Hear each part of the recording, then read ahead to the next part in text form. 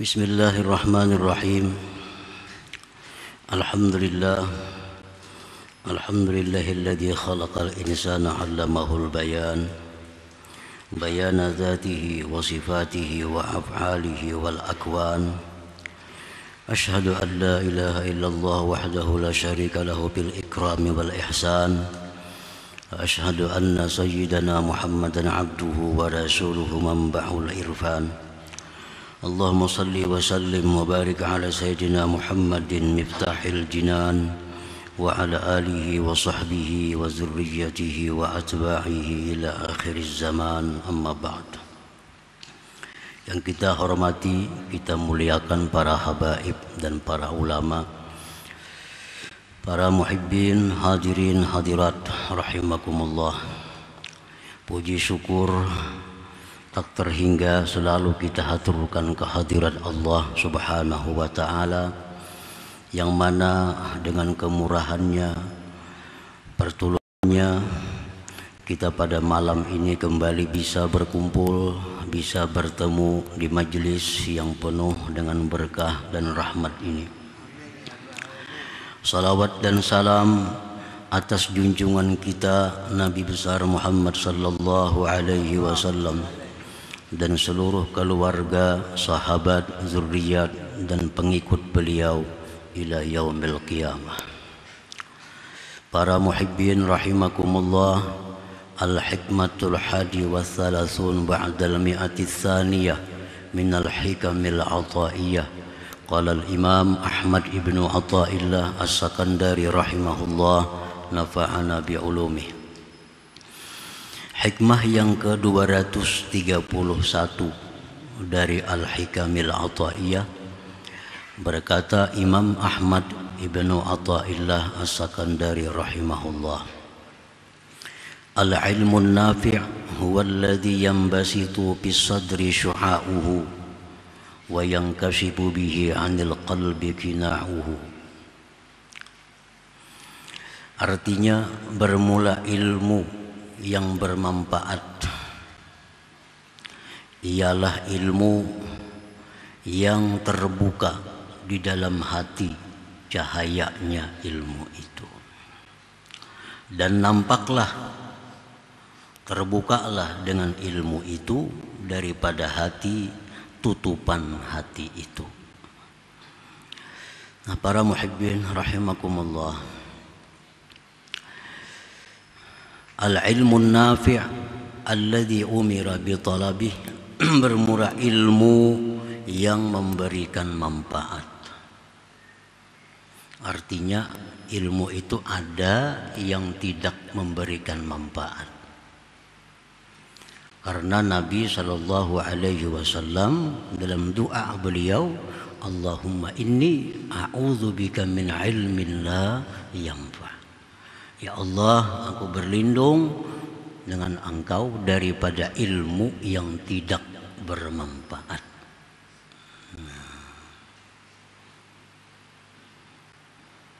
Nah, ilmu yang bermanfaat itulah yang kita diperintahkan untuk menuntutnya dari mulai buayan sampai lahat itu.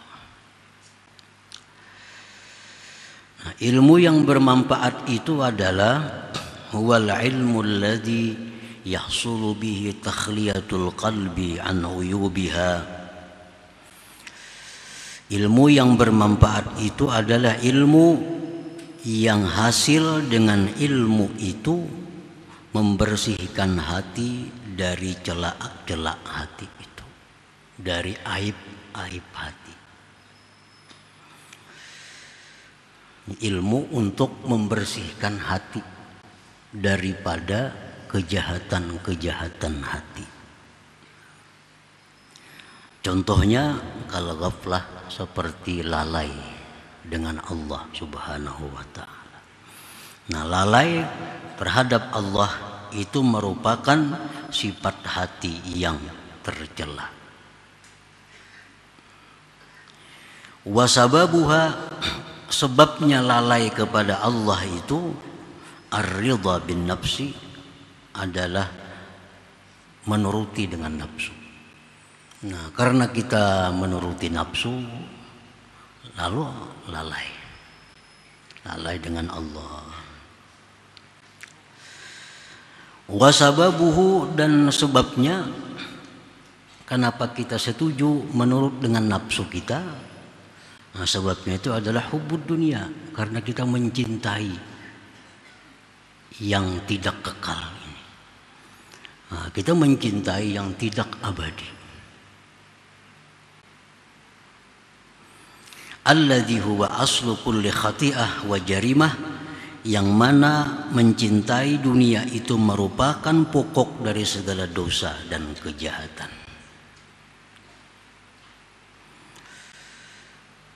Famin hubbid dunia, maka dari akibat kita mencintai dunia ini, yansha'ul hasadu, timbullah kedengkian, wal hikdu, dendam, wal ghadabu, marah, wasyuhu wal bukhlu, kikir, wal kibru, sombong, wa hubbur riyasah, suka ketinggian, kepangkatan, wal qasawah, keras hati, wa ghairu dzalik minal uyub, dan lain-lainnya daripada aib-aib hati. Nah, jadi ilmu supaya itu hilang dari hati kita tuntut, karena ada ilmunya. Kayak apa caranya supaya hati kita ini jangan lagi dengki, ada ilmunya. Nah, tuntut ilmu itu. Kayak apa hati ini supaya jangan dendam, ada ilmunya, tuntut ilmu itu. Kayak apa hati ini supaya jangan kikir, jangan sayang dengan harta, ada ilmunya. Nah, ilmu-ilmu seperti itulah yang bermanfaat, yang kita disuruh menuntutnya itu. Nah, para muhibbin rahimakumullah. Wa yahsulu bihi, dan hasil dengan ilmu yang bermanfaat itu pula tahliyatul qalbi bi sifatil kamal, memperhiasi hati dengan sifat-sifat kesempurnaan. Kan nasihat, seperti nasihat bermaksud baik kepada orang. Kayak apa caranya supaya kita ini selalu bermaksud baik lawan orang? Ada ilmunya. Bila kita mencari, dapat. Cari, dapat. Supaya kita ini ada maksud baik dengan orang. Kada pernah dalam hati ada menginginkan orang celaka. Kada pernah ada dalam hati menginginkan orang bangkrut. Ada pernah ada dalam hati menginginkan orang rugi. Nah, selalu hati ini ingin orang-orang itu diampuni Allah dosanya. Selalu hati ini ingin orang-orang itu dibahagiakan Allah dunia akhirat. Selalu hati ini ingin agar orang-orang ini dapat kemudahan. Nah, ini nasihat. Itu ada ilmunya supaya jadi bisa demikian. Wal afwi, memaafkan, war rahmati, kasih sayang, was sakha, pemurah, wat tawadhu, wal khaufi war raja, wa ghairi dzalik minas sifatil mahmudat. Nah, tuntut ilmu itu. Ilmu nang macam ini nang kita disuruh menuntutnya itu.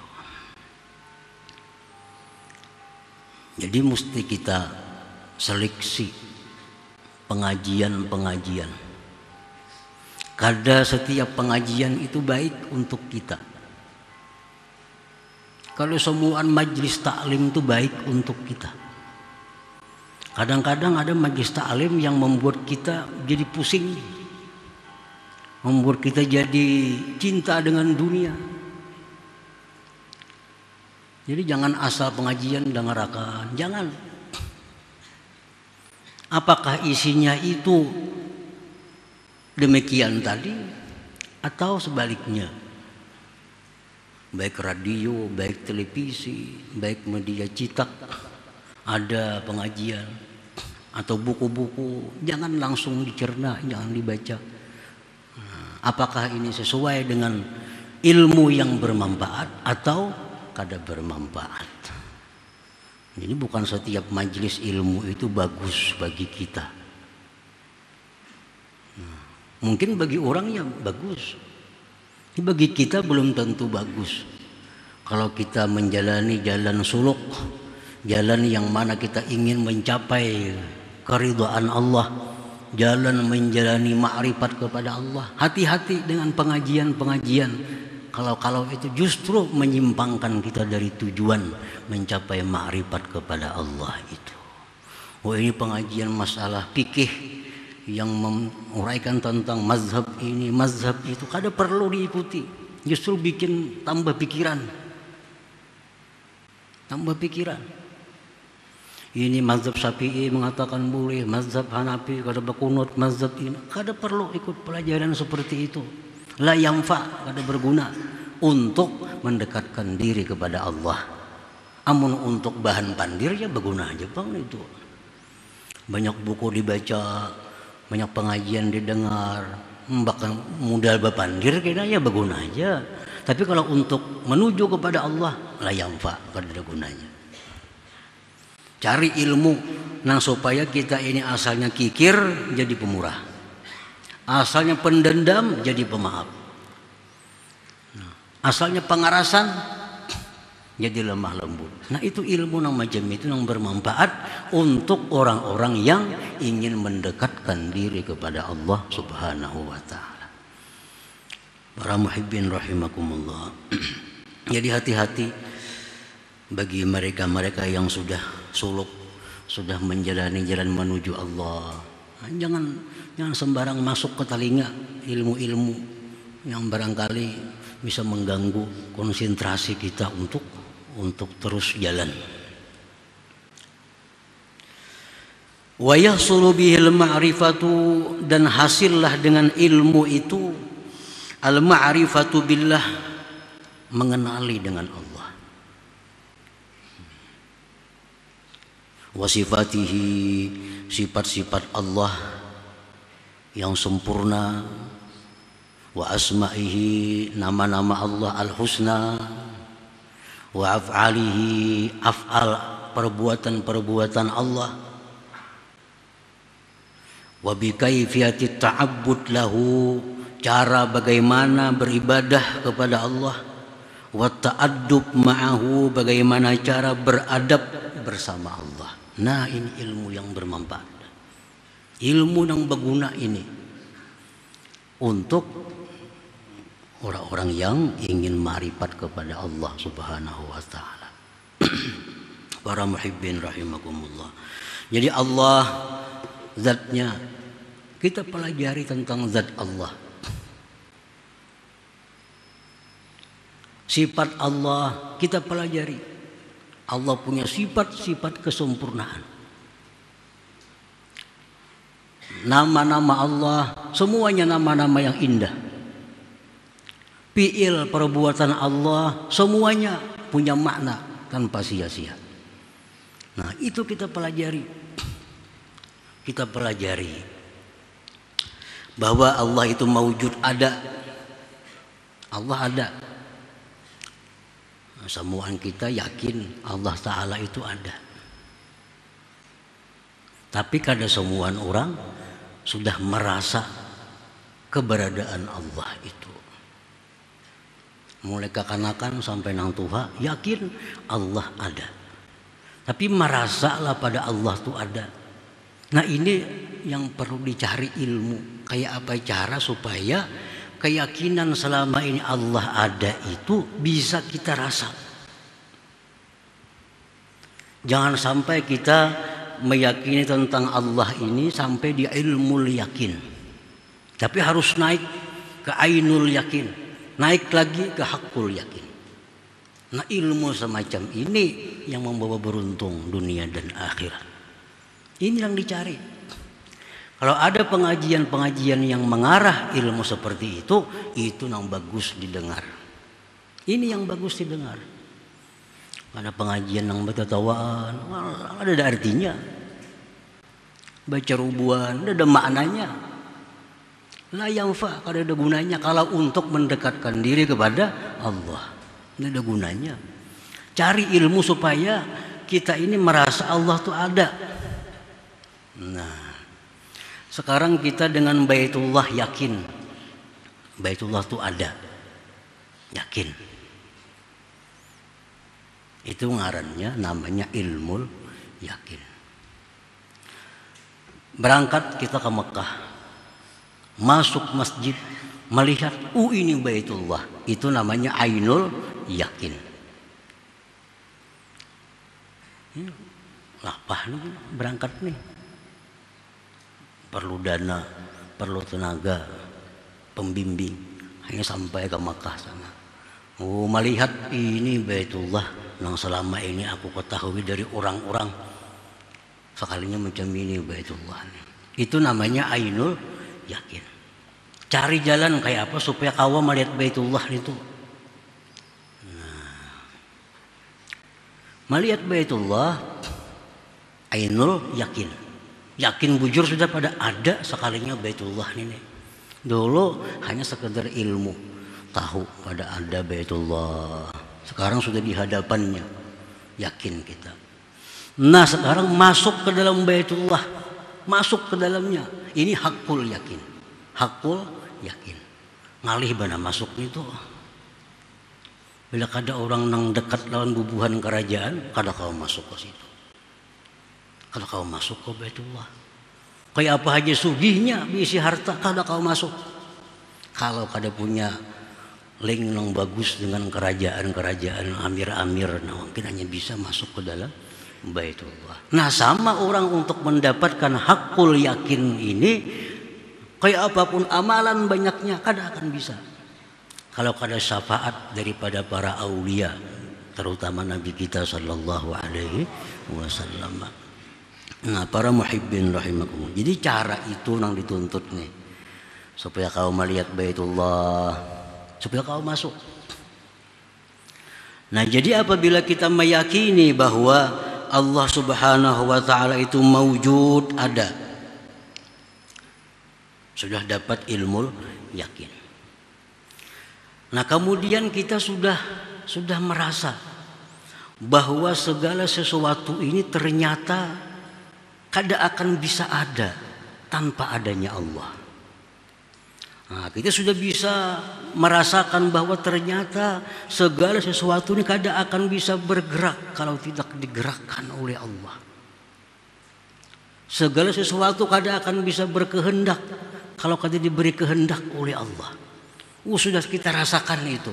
Berarti kita punya ainul yakin kepada maujudnya Allah Subhanahu wa taala. Itu ada ilmunya. Ada ilmunya kayak apa cara supaya kita bisa duduk di ainul yakin itu. Melihat apapun kita kada akan lepas daripada Allah Subhanahu wa taala. Nah, itu ainul yakin. Ini ilmu yang dicari.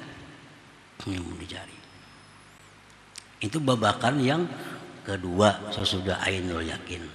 Nah, kemudian bagaimana caranya supaya kita bisa berakhlak dengan akhlak Allah? Akhlak Allah. Jar Nabi takhallaqu bi akhlaqillah. Berakhlaklah dengan akhlak Allah. Kayak apa cara supaya bisa berakhlak dengan akhlaknya Allah?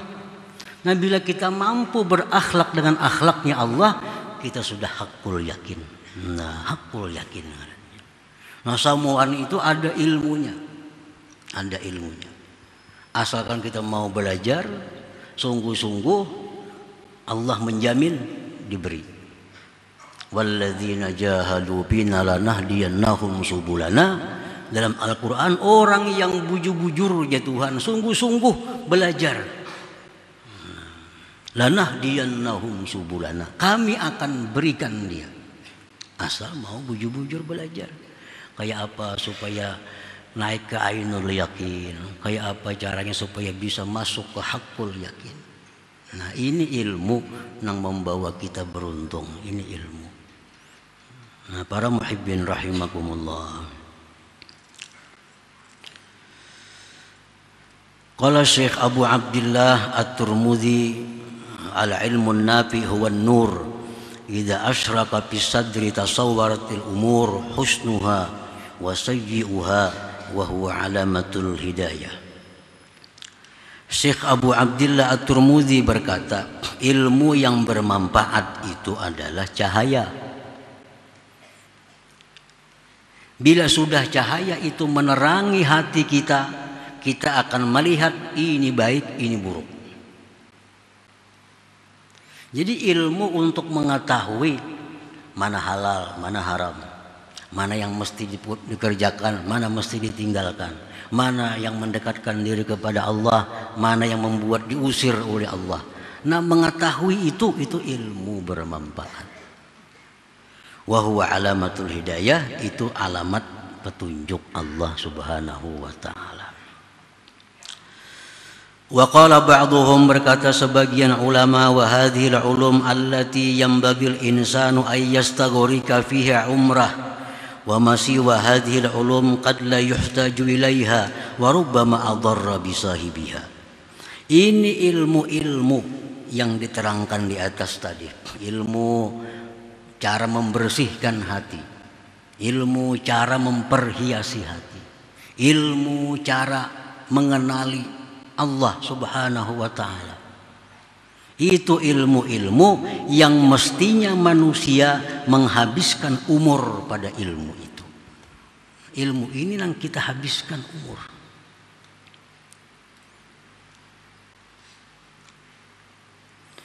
Wa ma siwa hadhil ulum, selain ini ilmu-ilmu, qad la yuhtaju ilaiha, kadang-kadang kada diperlukan kepadanya. Hanya diperlukan kepadanya. Rubbama adarra bi sahibiha, kadang-kadang justru membahayakan orangnya. Bisa membahayakan. Nah, kita kada akan bisa beradab dengan Allah kalau tanpa ada muraqabah. Nah, ilmu kayak apa cara supaya lawan Tuhan beradab? Kita lawan atasan kita beradab, lawan pimpinan kita bertata kerama, lawan Tuhan maginnya lagi beradab. Nah, kayak apa cara beradab lawan Tuhan itu? Nah, antara lain adalah ilmunya mesti kita muraqabah. Muraqabah. Nah, muraqabah kita selalu merasa diawasi Allah, merasa dilihat Allah, didengar oleh Allah, diketahui oleh Allah. Nak mau tuh beradab lawan Tuhan. Bila itu kadada mau beradab lawan Tuhan. Yang tertawa terbahak-bahak, atau apa kadang orang tertawanya gelagakan. Ini orang kada beradab lawan Allah Ta'ala. Kenapa? Ini merasa Allah tuh kadada. Nah, kayaknya ada kan yang wanita tawa kayak itu, Bang. Ada wanita tawa di hadapan Tuhan. Nah, tertawa dalam arti yang terbahak-bahak itu. Sahabat tertawa terbahak-bahak ditegur oleh Nabi. Ya Nabi, kalau engkau tahu seperti aku tahu, niscaya kalian lebih banyak menangis daripada terbahak-bahak itu. Nah, ini Nabi ini Sayyidul Mutakhalliqin bi akhlaqillah. Contoh orang yang berakhlak dengan akhlak Allah, ya Nabi. Dan warasatuhu, dan pewaris-pewaris Nabi itu. Jadi beradab dengan Tuhan kada akan bisa ada kalau kita kada merasakan keberadaan Allah itu. Kalau kita sudah merasa Allah ini ada, dekat, sangat dekat, tahu apa geritik hati kita, maka kada wani sudah. Mulut kada wani manggibah orang, mata kada wani sembarangan, telinga kada wani sembarangan, tangan kada wani. Kenapa? Karena diawasi. Diawasi. Nah, ilmu itu yang kita cari ini. Wa qala Syekh Abdul Hasan Asy-Syadzili rahimahullah, man lam yataghalghal fi hadhil ulum mata musirran 'alal kabair wa huwa la ya'lam. Orang yang tidak mendalami ilmu tadi, kadang mendalami ilmu itu, dia akan mati dalam keadaan menanggung dosa-dosa besar tanpa menyadari. Orang yang kadang mengerti itu, Kada tahu ilmu kayak apa cara membuang dengki, kayak apa cara membuang hasad, kayak apa cara membuang dendam, kayak apa cara supaya jadi pemurah, kayak apa cara supaya bisa merasakan Allah tuh ada dekat. Nah, kadang mendalami ilmu-ilmu itu, mata musirran alal kabair, dia mati dalam keadaan mengekali dosa-dosa besar. Nah, kalau ada pengajian-pengajian dimanapun dari guru siapapun, bila arahnya demikian, nah, patut didengarkan, patut dihadiri itu. Nang siapa kok gurunya? Gimana kehendaknya? Bila pengajiannya arahnya untuk hal-hal seperti tadi, nah itu yang perlu dituntut ilmunya. Bila kada karuan, kada usah hadir. Bila kada jelas, apa hasilnya? Apa kesimpulannya? Kada jelas, kada perlu dihadiri, kada ada manfaatnya, bahkan justru menjauhkan kita dari Allah Subhanahu wa Ta'ala. Nah, kalau kita teliti, periksa, telaah dari hikmah yang pertama kitab Hikam ini, nah, pelajari dari hikmah pertama, kedua, ketiga, keempat sampai seterusnya. Nah, semuaan ilmu itu ada diterangkan dalam kitab Al-Hikam itu. Nah, dengarkan, bujur-bujur dengarkan. Nah, sambil melihat TV dengarkan kayak apa anak jelas. Nah, dengarkan bujur-bujur seksama dari hikmah pertama, kedua, ketiga sampai seterusnya. Nah, niscaya ilmu yang nafi' itu lengkap di dalam kitab Hikam ini. Ada dalam kitab Al-Hikam ini. Nah, para muhibbin rahimakumullah, kemudian hikmah yang ke-232 insyaallah taala. Ya Allah biha, ya Allah biha, ya Allah bi husnil khatimah, ya Allah biha, ya Allah biha, ya Allah bi husnil khatimah, ya Allah biha, ya Allah biha, Allah bi husnil khatimah. يا أيها الرجل منه شفاعة صلوا عليه وسلموا تسليما اللهم صل وسلم